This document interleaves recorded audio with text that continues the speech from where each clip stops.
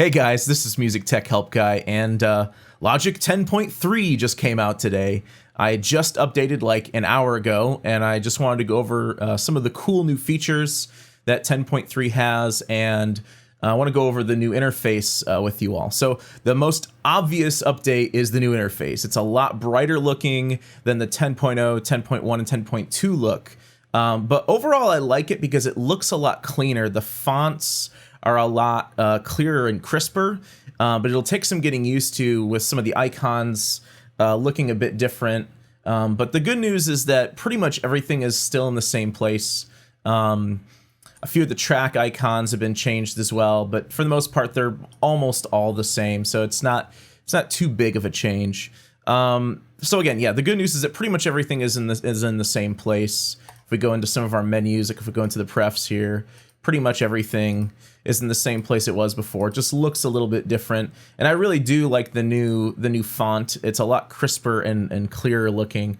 The App Store states that the new design is for improved legibility for a variety of lighting conditions, as the previous versions of Logic 10 were pretty dark. I would also assume this has to do with the newer Macs having 4K and 5K Retina displays and improved resolution on those computers. So this will improve the look of Logic on those new computers with higher resolution displays.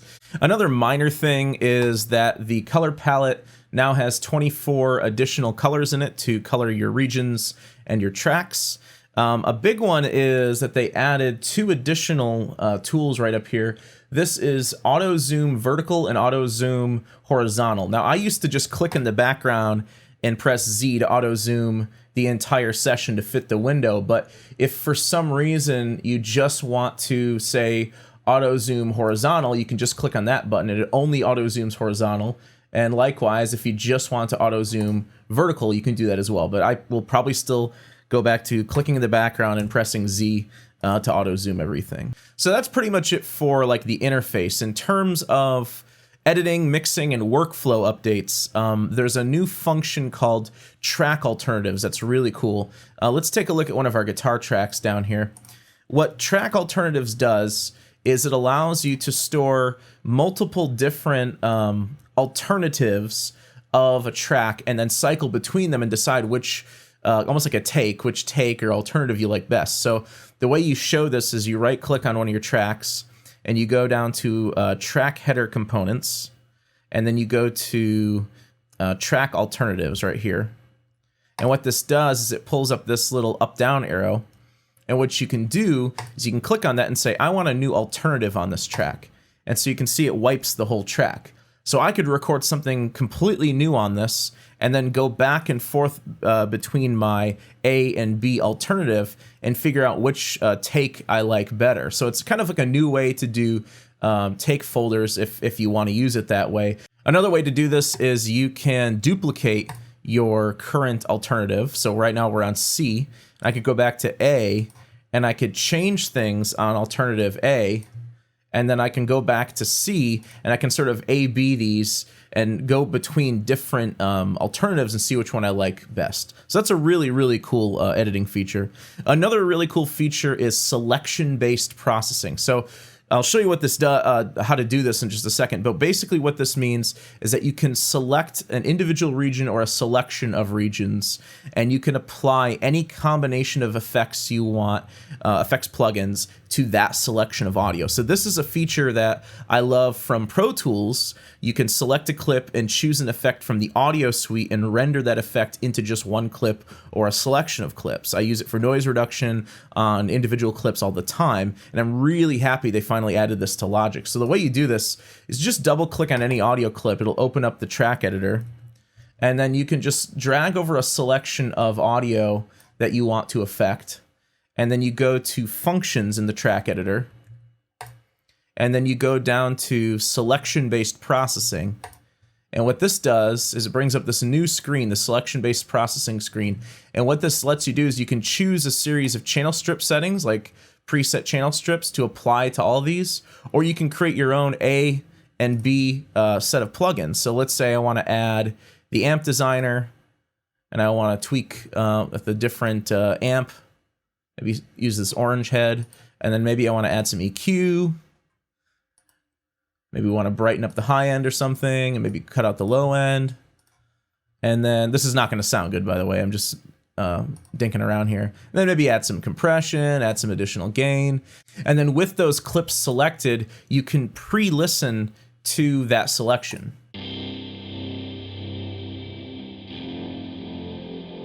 And you can make any changes you want before you actually apply these effects into those clips. So to apply them and render them in, you just hit apply.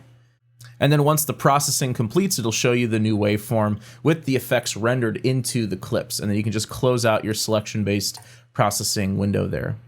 There's also a new region editing design that shows you the entire waveform for the audio file while you're trimming. Basically, when you click on a clip and you trim it, it shows you the entire audio file for that clip, and then also just the trimmed section for that clip or that region.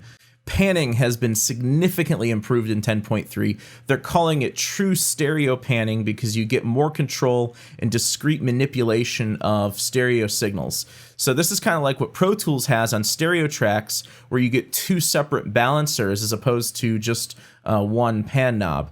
So basically, to work with this, you just right-click on the pan knob for any stereo track, and you choose the stereo pan option as opposed to the balance option.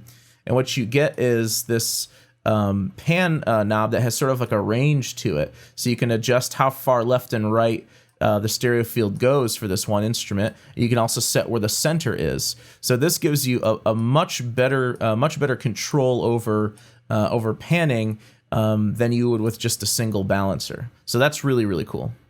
They've also added 192 additional buses, so you'll never run out of buses. Not that I ever ran out of them before, so we have up to 256 total buses.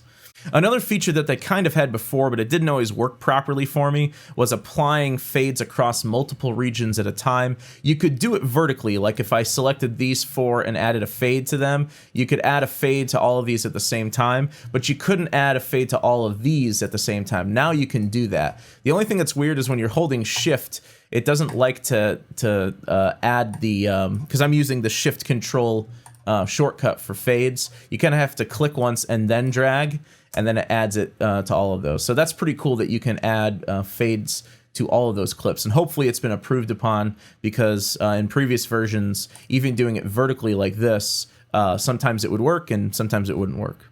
Another big one that they finally added is that you can directly assign software instruments as sidechain sources. So if you want to make a sidechain pumping effect from, say, your kick drum in Ultrabeat, you don't have to render the MIDI clip as audio anymore. What a concept. They finally did that.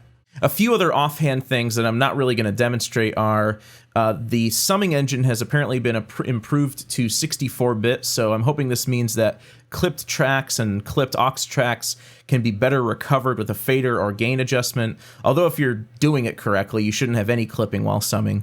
There's also a new share to GarageBand feature that allows you to import tracks from GarageBand on your iPhone or iPad into your Logic project, which is cool if you use that. I don't. You're supposed to be able to use MIDI plugins creatively to control plugin parameters. So this is really cool. I haven't figured this one out yet. I've only been using Logic 10.3 for an hour now, but that sounds really cool. So I'm pretty sure that I will do a dedicated video on that soon. I can totally see this being useful, being able to take, say, like maybe the arpeggiator or the modifier or any of the other MIDI effects plugins or the modulator and modulate parameters within other effects plugins. That's a really, really cool feature. Haven't figured out how to use that one yet, but I will soon, and I'll do a video on it. And then lastly, there's also XML files can now be imported if anyone still uses those. So that's pretty much it for software updates. Let's talk a bit about hardware updates. The big elephant in the room that everyone is probably wondering about is if you have the new MacBook Pro with the Touch Bar. I don't have one of these, nor do I plan on getting one. But if you do have the new MacBook, you can use the Touch Bar to view and navigate your entire project, adjust smart controls. You can turn the Touch Bar into a MIDI keyboard to type in or play in notes. And you can also use it as a drum trigger pad to play in beats, so that's really cool. And you can also access your favorite shortcuts with a single touch. So I have no way to demonstrate that other than throwing a couple screenshots up on the screen if I can manage to get my hands on a MacBook Pro. I tell you what, if Patreon makes enough money so I can buy a new MacBook Pro with the Touch Bar, I will do a review on it, but I have a feeling that that won't happen. But I tell you what, if Patreon earns enough money for me to buy 2 MacBook Pros, I'll do a review over it and several videos on it. I'll keep one MacBook Pro for myself, and I'll give the other one away. But I bet there's a slim chance in hell that that'll actually happen. But so anyway, guys, that's Logic 10.3. It looks pretty cool. The interface is going to take a little bit of getting used to, but I do like how crisp and clean it looks. I'm using a 1440p display for this, and it looks really nice. It looks really crisp. Nothing looks blurry whatsoever. I do like the improved fonts, and some of the editing features like alternatives, or track alternatives, are really, really cool. The selection-based processing is really, really cool, and then the panning is really, really cool. I think those 3 things alone are sort of worth the update. In the hour I've played around with it, I haven't had any issues with any of my sessions opening. I haven't had any issues with any third-party plugins opening. Everything seems to work. All my Wave stuff works just fine. All my Isotope stuff works just fine. So I haven't really had any issues with using it, but if anything pops up on your end that doesn't quite work correctly on your end, just leave that in the comments section below and just inform the rest of us if there's any bugs that still need to be worked out. So I hope you guys enjoyed this update video, and thanks for watching.